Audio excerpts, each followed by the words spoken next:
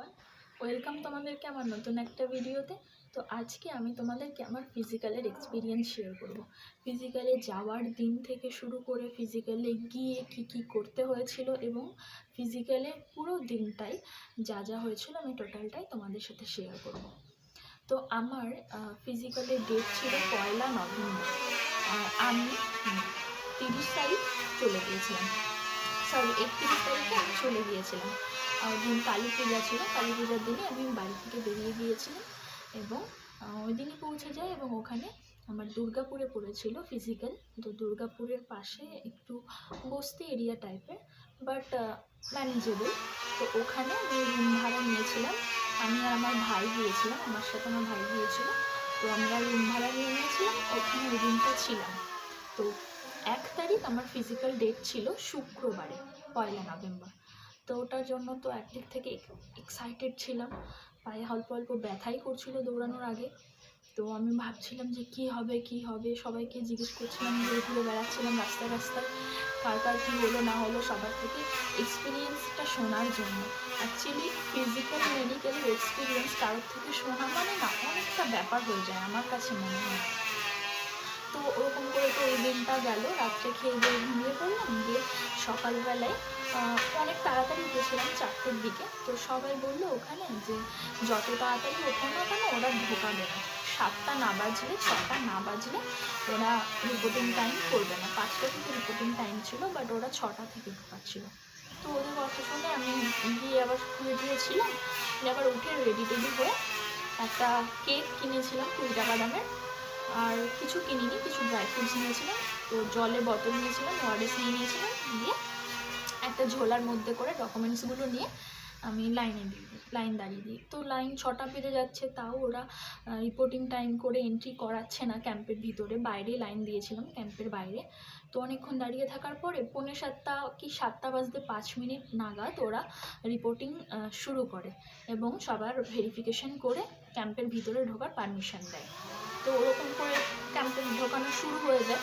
ওরা তখন বলে দেয় যে ঘড়ি এবং পিঠ ব্যাগ, বড় bag not allowed, only documents নিয়ে নাও, খাবার জিনিস নিয়ে নাও, তোমার প্রয়োজনীয় জিনিস নিয়ে নাও, মোবাইল ফোন ঘড়ি নট অ্যালাউড, থাকলে গার্জিয়ানদের কাছে দিয়ে দাও। আর যাদের যাদের গার্জিয়ানরা নেই তারা ওখানে স্যাররা ছিল ওদের কাছে জমা রেখে দাও।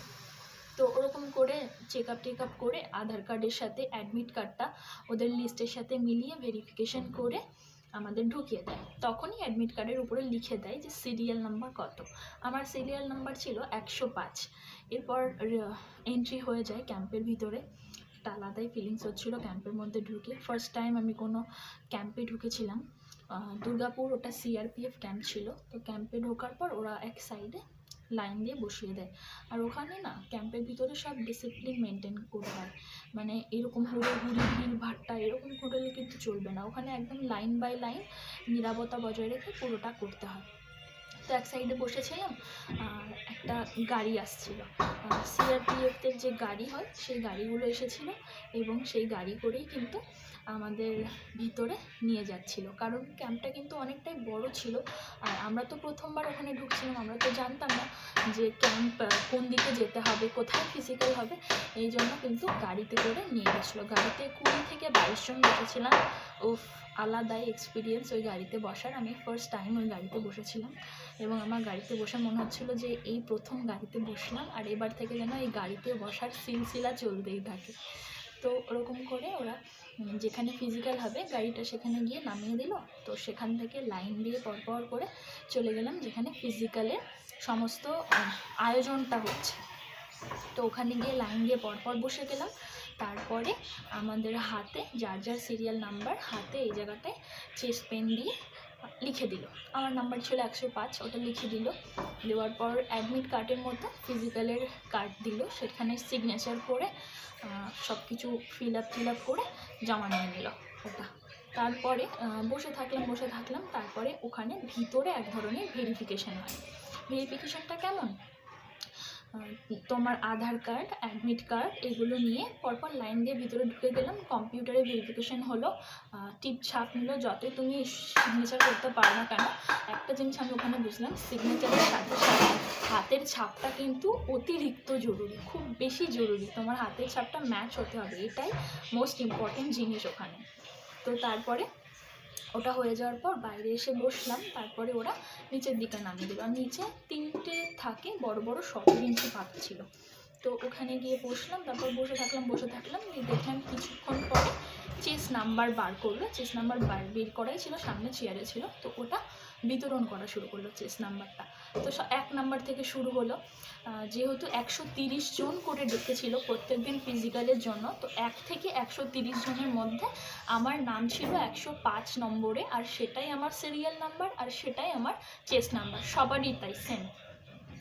তো ও চেস্ট নাম্বার দিল, ওটা চেস্ট নাম্বারটা পড়ে নিতে বললো। চেস্ট নাম্বারটা পড়ে নিয়ে তো আলাদাই, অনেকে হাফ প্যান্ট পরে গিয়েছিলো, ছোটো প্যান্ট দৌড়ানোর। আমি কিন্তু ফুল প্যান্টই পরে গিয়েছিলাম, শুও পরে গিয়েছিলাম, আর গেঞ্জি, যেটা আমি রেগুলার রানিং করার টাইমে যেই জামা কাপড়টা আমি পরতাম, শুটা পরতাম, সেটাই পরে গিয়েছিলাম আমি।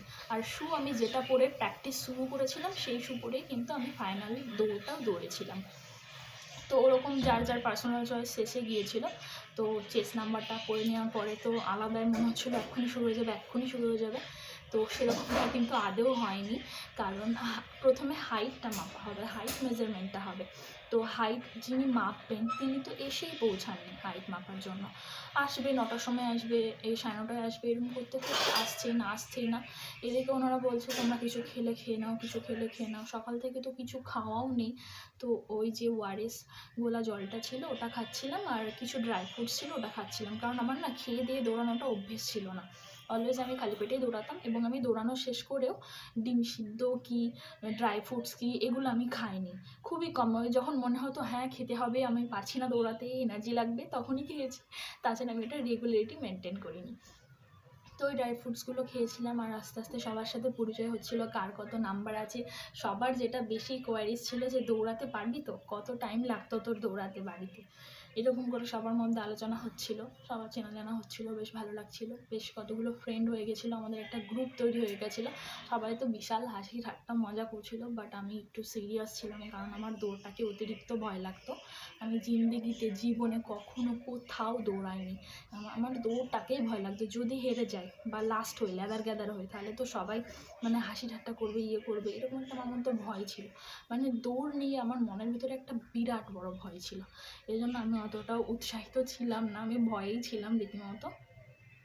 তারপরে বারবার সে টয়লেটে যাও, ওখানে পাশেই টয়লেট অ্যাভেলেবেল ছিল, আর ওখানে সব মেয়ে ছিল, বেশিরভাগ ছেলে স্টাফই ছিল, 2-3টে ম্যাডাম ছিল, তাছাড়া সব ছেলেরাই ছিল। তো ওরকম করে বসে থাকলাম। আস্তে আস্তে প্রসেসিং হচ্ছে, কারণ 130 জনের মধ্যে আমাদের 92 জন প্রেজেন্ট ছিল কিন্তু ওই দিন। তো 92 জনের সব ডকুমেন্টস ভেরিফাই করা, সিগনেচার ভেরিফাই করা, তারপরে সব প্রসেস হতে অনেক সময় লাগছিল। আর একটা কথা, মোস্ট ইম্পর্টেন্ট জিনিস যেটা হচ্ছে যে আমার যেমন ফিজিক্যালের ডেট ছিল 1 নভেম্বর।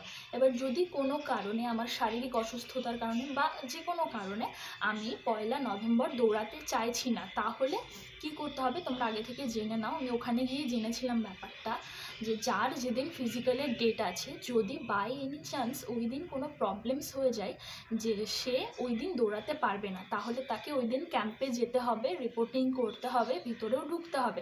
কিন্তু যখন ওই যে বললাম প্রথমে গিয়ে ভেরিফিকেশানটা হয়েছিল ক্যাম্পের ভিতরে, ওই ভেরিফিকেশানের সময় তোমাকে জানাতে হবে যে তোমার এই প্রবলেমসের জন্য, সেই প্রবলেমসের রিজন এবং প্রমাণপত্র দেখাতে হবে, সেই প্রবলেমসের জন্য তুমি দৌড়াতে পারবে না।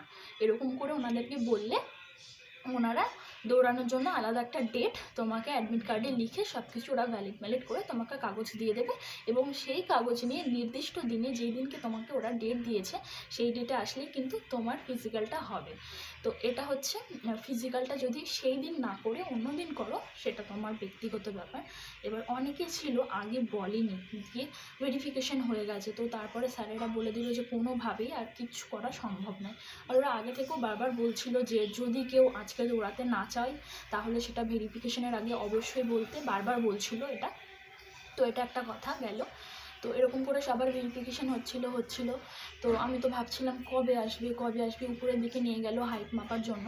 তো হাইট যিনি মাপবেন সেই স্যার আসবেন, কবে আসবেন। আর এই পুরো প্রসেসটা না ক্যামেরা বন্দি হয়, পুরো হাইট মাপা, এই মাপা সেই মাপা, ভেরিফিকেশান, দৌড়ানো সবটাই ক্যামেরার আওতায় ছিল। এই জন্য না ওই স্যার না আসলে তো কিছুই হচ্ছিল না। তারপরে অনেক পরে প্রায় 10টা নাগাদ ওই স্যার আসলো যিনি হাইটটা মাপবেন। তো ওই স্যার আসলে তো হুড়োহুড়ি পড়ে যায়, অনেকের একটা বিশাল ভয় ছিল হাইট নিয়ে। তো বারবার করে ওখানকার স্যার ম্যাডামরা এটা বলে দিচ্ছিল যে ভিতরে গিয়ে যদি কারোর ডাউট থাকে হাইট মাপা নিয়ে সেটা ভিতরে থাকতেই বলতে। রুম থেকে বেরিয়ে আসার পরে যদি কেউ বলে স্যার আমার ডাউট হচ্ছে বা রিকোয়েস্ট করে, পায়েও ধরে যে আমাকে আরেকবার মেপে দিন, তাহলে কিন্তু কোনোভাবেই হবে না। রুমের ভিতরে থাকতেই স্যারকে রিকোয়েস্ট করতে হবে যে হাইটটা দ্বিতীয়বার বা তৃতীয়বার মাপার জন্য। আর যদিও স্যাররা নিজে থেকে 2-3 বার মাপছিল, তারপরেও যদি তোমার ডাউট থাকে তাহলে তুমি রিকোয়েস্ট করে কিন্তু তোমার হাইটটা লাস্টবারের জন্য আর একবার মেজারমেন্ট করতে পারবে, কিন্তু সেটা যতক্ষণ রুমের ভিতরে থাকবে। তো এরকম তো প্রথমেই শুরু হলো, প্রথমজন হাইট কোয়ালিফাইড হয়ে গেল। তো আমার বেশি লেট হয়নি, 1 থেকে 30-40 জনের মধ্যে সামথিং বা তার আগেই আমার হাইট মেজারমেন্ট হয়ে গেছিলো। তো যেটা দেখলাম, প্রথমে হাইটের ঘরে ঢুকে প্রথমে হাইটটা মাপছে, তারপর ওয়েটটা মাপছে। দেখলাম কি স্টেডিওমিটার কাঠের বড়, ওখানে উপরে দাঁড়িয়ে উপর থেকে কাঠটা ঠাকাস করে ফেলে দেবে। তো আমি যখনই গেলাম, আমি ক্যাজুয়ালি দাঁড়িয়ে গেলাম, হ্যাঁ, দিয়ে ম্যাপটা এরকম করে ওটা নড়িয়ে চড়ে এরম করে বাড়ি মেরে ধম করে মাথায় ফেলে দেবো। এরম মানে ওই ফেলাতে আমি একটু আরও বেটে হয়ে গেছি, নিচু হয়ে গেছি, এত জোরে ফেলেছে ওটা। কাঠের তো লেগেছে অবভিয়াসলি, আর সবাই লেগেছে, সবাই বলছিল যে এই জায়গাটায় সবার লেগেছে। তো ওরকম মাপলো, দিয়ে যে মাপা হয়ে গেলো ওগুলো সাইড में हट गया हमने लिए। तो বলছে কি 161.5 হাইট। আর ওরা এটা ক্যামেরাও হচ্ছে, প্লাস ওরা নোটও করে নিল যে আমার 161 পয়েন্ট হাইট। এরপরে ওটা মেজারমেন্ট হলো। তো আমি তো জেনে গেছিলাম, বাড়িতে মেপে গেছিলাম, রেগুলার দৌড়াতাম, তখন আমার ওয়েটটা দেখেছিলাম 54, 3 কি 52 এরকম আপ ডাউন হতো। বাট ওখানে গিয়ে ওয়েটটা মাপলাম 49 কেজি। এটা দেখে আমি ঘাবড়ে গেছিলাম যে আমার ওজনটা কি কম। তারপরে দেখলাম না, ঠিকঠাকই হলো, 49 কেজি অ্যাকসেপ্টেবল। তো 49 কেজি বললো চলে যাও। আমার তো আর মানে হয়ে গেছে, আবার কিসের ডাউট, মানে 157 উপরে থাকলে তাকে পাস, তো সে আবার কি কম বেশি নিয়ে কি ঘুরবে, বের করে দিল। তো বাইরে এসে বসে থাকলাম, হাইট মেজারমেন্ট হয়ে গেছে। এরকম করে 91 জনেরই হাইট মেজারমেন্ট হলো। আর 91 জনের মধ্যে কিন্তু 29 জন সামথিং হাইটে বাদ গেল। তো তারা তো সে কি অনেক কান্না করছিল। ওরা হাইটে বাদ যাওয়া মানে সত্যি এটা তো নিজের কাছে না, হাইটে বাদ যাওয়াটা।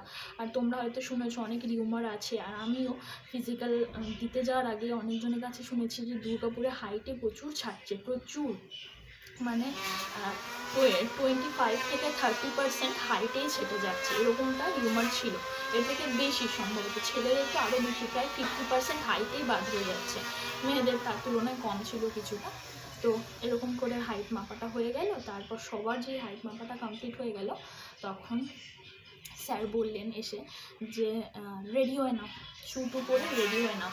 আর একটা কথা যেটা আমি স্কিপ করে গেছি, যখন আমরা ফিজিক্যালের ওই এরিয়াতে এসেছিলাম, তখন থেকেই সবাইকে শু খুলে দিতে হয়েছিল। শু কারোর পায়ে ছিল না, ভিতরে সব খালি পায়ে প্রবেশ, জুতো পরে কোনো সিন নেই। আর পুরো পুরো ফিজিক্যালের ওই যে জুতো খোলা থেকে শুরু করে পুরো মেডিকেল শেষ পর্যন্ত খালি পায়ে ভিতরে ঘোরাফেরা করতে হয়েছে, শু বাইরে। তো সবাই শু টু পরে একদম রেডি টেডি হয়ে গেল। যারা হাইট কোয়ালিফাইড হয়েছে তাদেরকে পরপর লাইন দিয়ে সাইড দিয়ে নিয়ে এসে দুর্গাপুর ক্যাম্পের ভিতরে যে রোড আছে, সেই রোডও কিন্তু আবার খোয়া ওটা মানে স্পিড কম করার জন্য রোডে যে খোয়াগুলো উঠে থাকে না, ওই খোয়া যুক্ত রাস্তা ছিল। তো ওই রাস্তায় নিয়ে গিয়ে স্যাররা বুঝিয়ে দিল যে এখান থেকে দৌড় শুরু হবে, এরকম করে রাউন্ড দিয়ে সামনে ক্যামেরাম্যান যাবে, তার পিছন যেতে হবে, জলের ব্যবস্থা থাকবে, জল নিলে নিতে পারো, কিন্তু চেষ্টা করবে জলটাকে এড়িয়ে যাওয়ার, তার কারণ জল নিলে কিন্তু সঙ্গে সঙ্গে অজ্ঞান হয়ে যাবে। আর পিছনে অ্যাম্বুলেন্স যাবে, যদি কেউ একবার হাল ছেড়ে দেয় এবং অ্যাম্বুলেন্সে উঠে পড়ে তাহলে সে আর দ্বিতীয়বার সুযোগ পাবে না দৌড়ানোর। এরকম করে স্যার ম্যাডাম প্রত্যেকজনই বারবার ভালোভাবে বুঝিয়ে দিচ্ছিল যে কোনো পরিস্থিতিতেই যদি তুমি দৌড় ছেড়ে অ্যাম্বুলেন্সে উঠে যাও না, তাহলে তুমি কিন্তু আর সুযোগ পাবে না দৌড়ানোর। মানে তুমি দৌড় ফেল করলে, রান ফেল করলে, ডিসকোয়ালিফাইড হয়ে গেলে। এটা ভালোভাবে অনেকবার বুঝিয়ে দিলেন স্যাররা। তো ওটা বোঝানোর পরে ফাইনাল মোমেন্টটা আসলো দৌড় শুরু করার। তখন আমার হার্টবিটটা দুপুক দুপুক দুপুক করছে, মানে গরম লেগে গেছে অতিরিক্ত। কারণ এরকমভাবে স্যাররা সব প্রসেস লেট করিয়েছে না, টাইমটা অনেক বেশি লেগে গেছিলো, প্রায় 11:30-12টা চলে গেছিলো সময়টা। ওই সময় আর 1 তারিখ নভেম্বর, ভালোই ওয়েদারটা গরম গরম ছিল, রোদ উঠেছিলো, গরমও পড়েছিল। তো প্রচণ্ড গরম লেগে গেছে আমার। তো জল পিপাসা আগেই পেয়ে গেছে। আমি বলছি না, এখন তো জল খাওয়া যাবে না, তার কারণ জল খেলে তো পেটে জল টল করে বেড়াবে, কী করে দৌড়াবো। এই জন্য জলটাকে অ্যাভয়েডই করলাম। ফাইনালি বারবার সেই ম্যানেজেবল করে দিচ্ছে, কারণ আমাদের 65 জন সামথিং ছিল দৌড়ানোর জন্য। তো 65 জনেরই একবারে দৌড় হবে, মানে বুঝতে পারছো, এইটুকু সরু গলির মতো রাস্তা, তার মধ্যে 65 জন মেয়ে। তো 3-4টে লাইন হয়েছিল এরকম, পেছন 3-4টে লাইন দিয়ে গ্যাদারিং করে ওনারা লাইন করিয়ে দিয়েছে যে এর মধ্যে দাঁড়িয়ে শুরু করলে বাসে ভাগতে হবে।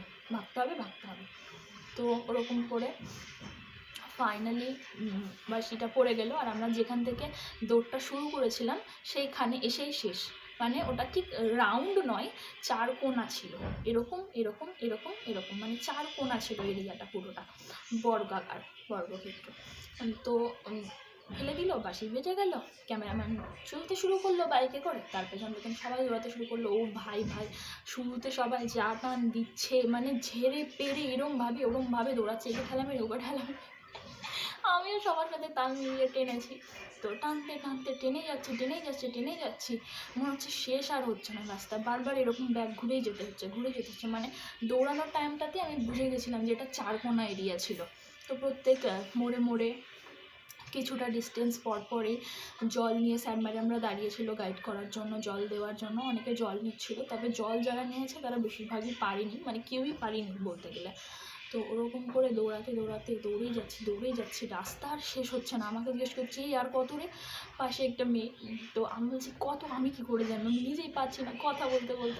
তারপর সেই নাক দিয়ে মুখ দিয়ে, মানে শরীরের যত অঙ্গ আছে সব অঙ্গ দিয়ে মনে হচ্ছে যেন নিঃশ্বাস নেই, এত দম হাইফাই করছিল, এত পরিমাণে। তো ফাইনালি এরকম করে ঘুরতে হঠাৎ করে ব্যাগটা ঘুরে দেখি কি সামনে সেই দড়ি নিয়ে স্যার ম্যাডামরা দাঁড়িয়ে আছে। তো ওটা দেখে মনে হচ্ছে এই তো চলে এসছে, আরেকটু টানতে হবে। দিয়ে ওই করে কোনো রকম বেশি টানতে পারিনি, কারণ আমি বাড়িতে যেরকমভাবে প্র্যাকটিস করে গেছি, ফিজিক্যালি গিয়ে পুরো সিচুয়েশানটাই পাল্টে গেছিলো, আর আমার পুরো সেই রকম হয়নি ফিজিক্যালটা। তো একটা জিনিসই সাজেস্ট করবো তোমাদেরকে দৌড়ের ব্যাপারে, পরে বলছি সেটা, আগে এক্সপিরিয়েন্সটা পুরো শেয়ার করে নিই। তো যে দেখছি 50 মিটার সামথিং আগে দড়ি ধরে দাঁড়িয়েছে, ওইটুকু তো ছেদরে গিয়ে আমি দড়ির ওই পারে গিয়ে মানে পড়ে গেছি। পড়ে যাওয়ার পর স্যারটা বলছে এটা ইধার নেই উধার, এরম করছে, সরে দিচ্ছেই না দাঁড়াতে। তো তা কষ্ট করে হামাগুড়ি দিয়ে এদিকটা একটু সরে গেলাম। জানি না ওখানে কী নোংরা পড়েছিল, আমি তো আমার ওসব কোনো সেন্সই ছিল না। আমি হচ্ছে শুয়ে পড়ি, বেঁচে যায় মরে যায়। আর একটা মেয়ে ছিল না যে হাঁপায়নি বা শুয়ে পড়েনি বা কাশিনি। আমাদের ওই দিনকার সববার কাশি হয়েছে, গলা চিড়ে গেছে, ঠান্ডা লেগে গেছে, এবং সবাই হাঁপিয়েছে যারা পাস করেছে। তো আমি তো একবার মানে হালকা করে সেন্সলেস হয়ে গেছিলাম। তো তারপরে জল টল দিল, আমার পাশে একজন মেয়ে ছিল, সে আমার সুতা খুলে দিল। যে জল টল সব নিলে, স্যাররা মানা করছিল ওই টাইমে জলটা নিতে, কারণ ওই সময় জলটা নিলে না মানে অনেক কিছু প্রবলেমস হয়ে যেতে পারে, ঠান্ডা লেগে যেতে পারে। এই জন্য জলটা একটু পরে নিতে বলছিল, বাট থাকা কি যায়, একটু জল গলায় দিতেই হচ্ছিলো। তো ওই করে হঠাৎ করে দেখি কি দড়ি তুলে নিল, আর ঠিক দড়ি যেই তুললো তার একটা পা দিলেই মেয়েটা দড়ির মধ্যে চলে এসেছিলো। এরকম না 2টো মেয়ে ছিল। তো ওদেরকে দেখে আমার নিজের ভয় লেগে গেছে যে আমি কি আদৌ ফিজিক্যালটা পাস করেছি, আমি কি পাস করতে পেরেছি, নাকি আমিও এরকম দড়ির বাইরেই আছি। তো আলাদাই, তারপরে যারা পারলো না তাদেরকে আলাদা করে দিল, আর যারা পেরে গেল তাদেরকে আলাদা করে দিল। তো তো ওখানে ডিভিশনটা ডিভাইড হয়ে গেল পুরোটা। আর একটা কথা আমি স্কিপ করে গেছি, যে আমাদের না সবার হাইট কোয়ালিফাইডের পর ফটো নিয়েছিল, পুরো সবাইকে একসাথে গ্রুপ ফটো নিয়েছিল। তেমনই দৌড় পাস করাবার সবাইকে সেই রোডের মধ্যে বসিয়ে দাঁড় করিয়ে একটা গ্রুপ ফটো নেওয়া হয়, হাতে বোর্ড দিয়ে দিয়েছিল যে রান কোয়ালিফাইড। তো ওটা করার পর হ্যাঁ, শুটু খুলে হাতে নিয়ে সেই খুশি, মানে বিশাল খুশি যে ফাইনালি আমি তোমার মাকে অনেক ডাকছিলাম যে ফাইনালি থ্যাংক ইউ মা, তোমার জন্য আমি পারলাম ফিজিক্যালটা কোয়ালিফাই করতে। আমি শুধু সারা দৌড়টা মাকেই ডেকে গেছি অ্যাকচুয়ালি। তো মাই আমার ব্লেসিংস। তো ফিজিক্যাল পাস করার জন্য অসংখ্য ধন্যবাদ মা তারাকে, অনেক ধন্যবাদ। তো ফিজিক্যালটা, কারণ আমি এটাই চেয়ে গেছি প্রত্যেকটা ডে প্র্যাকটিস করতে যাওয়ার সময় না, আমি এটাই প্র্যাকটিস করেছি এবং ঠাকুরের কাছে প্রার্থনা করেছি যে আমি যেন ফিজিক্যাল মেডিকেল কোয়ালিফাইড হয়ে যাই, ভগবান প্লিজ প্লিজ প্লিজ, এটাই আমি প্রার্থনা করেছি অল ডে।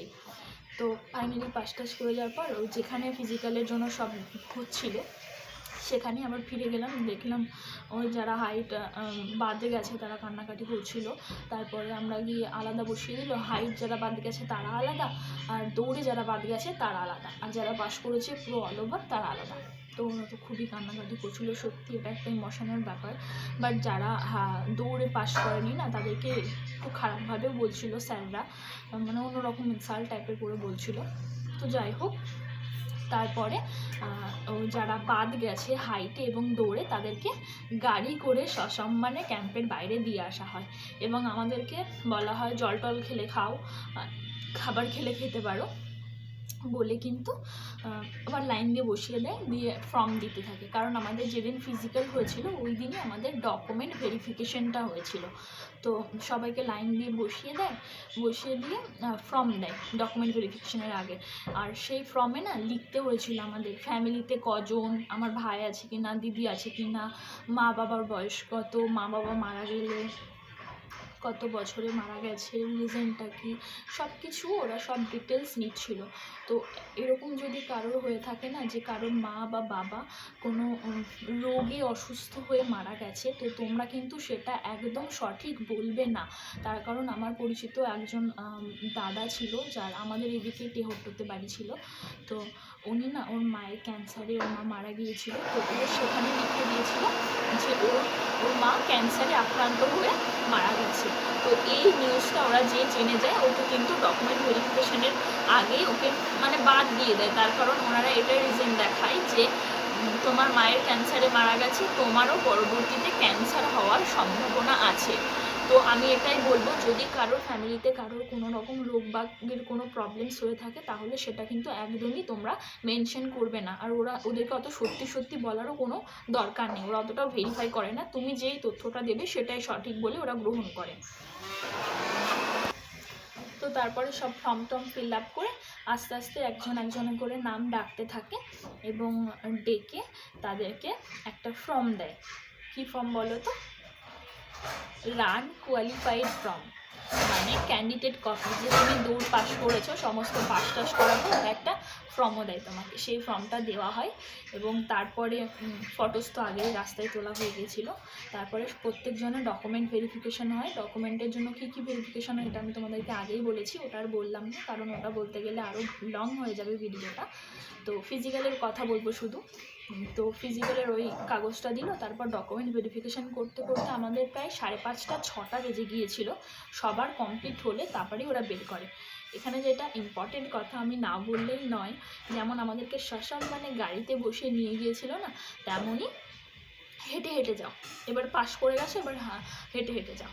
যারা পাস করেছে ওদের হেঁটে পাঠিয়ে দিয়েছে, কারণ একবারই ওই গাড়িতে ছোটার সুযোগ হয়েছিল ভিতরে ক্যাম্পে।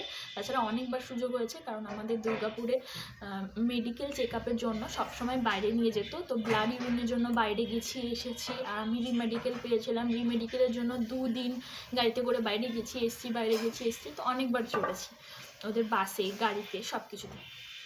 তো আমার কি হয়েছিল, প্রচণ্ড কাশি হচ্ছিল আর গলা ছিঁড়ে গেছিলো, আমি কথা বলার অবস্থাতেই ছিলাম না। তো মানে হাঁটতেও পারছিলাম না, পায়ে প্রচণ্ড ব্যথা করছিল আমার। তো আর একটা মেয়ের শিন পেন হয়েছিল, প্রচণ্ড শিন পেন হয়েছিল ওর, মানে ও কেঁদে মরে যাচ্ছিলো দৌড় পাশের পর।